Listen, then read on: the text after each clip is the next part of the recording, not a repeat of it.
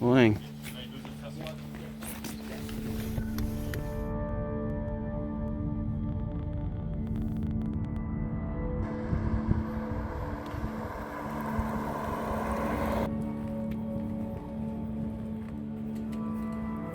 I think sometimes from an outside perspective, just seeing us sailing around, doing things that we're doing now, a lot of times I get a remark is you've got the best job in the world, or, you know, and I think they don't realise how challenging it can be. You know, we make a lot of personal sacrifice to be here. We're away for quite a long time, but it's all worth it. You know, I'm not complaining at all, but you're always pushing yourself, even on deliveries and things. You've got a lot of responsibility still to get the boats around the place and look after each other.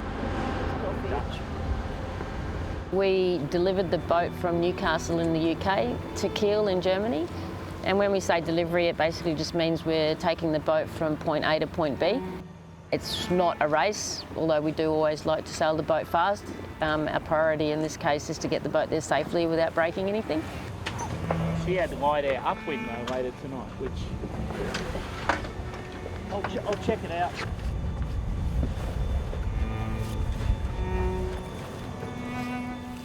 We eat a little bit better than we do when we're racing, and there's a bit more banter and you get a bit more sleep, and it's all a little bit more civilised than when you're racing.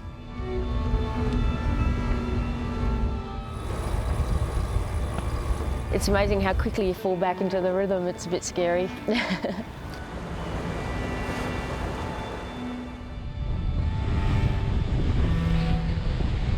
It never gets old because it's always different. There's always either different people on the boat you can learn from or exchange with. There's a science experiment to play with. There's different weather conditions. You see different animals. You go through the Kiel Canal for the first time. You know, so there's always something different to look forward to. This is scary. This is how this watch rolls. Really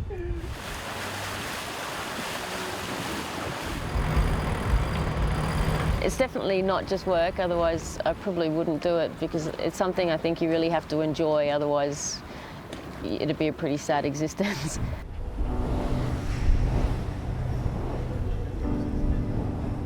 After the race, I delivered the boat back to Lisbon, and we decommissioned a couple of the boats down there, and then I headed back to Australia and got the post-race blues like you do, and had a bit of a at the time, Volvo Ocean Race hangover.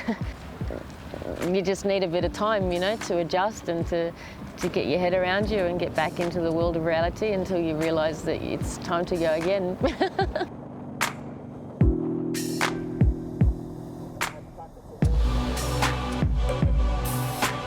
After the last campaign I did on Turn the Tide on Plastic, we had a lot of inexperienced crew on board, so there was a lot of sort of mentoring to be done and passing on of knowledge, trying to bridge the experience gap.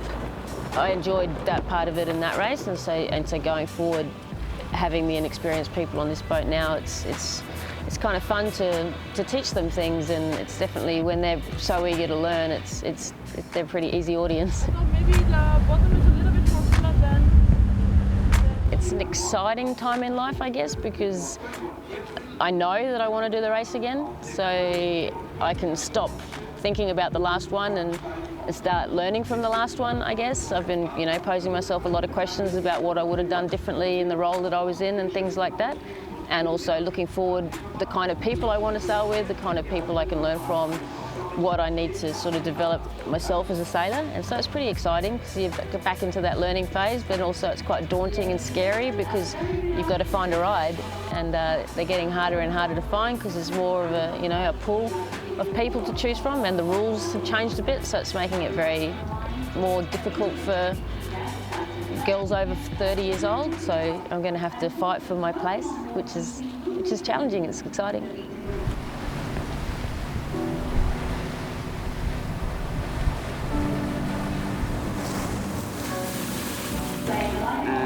So we'll see you on the start line in 2021. I hope so. Someone's got to turn the machine on.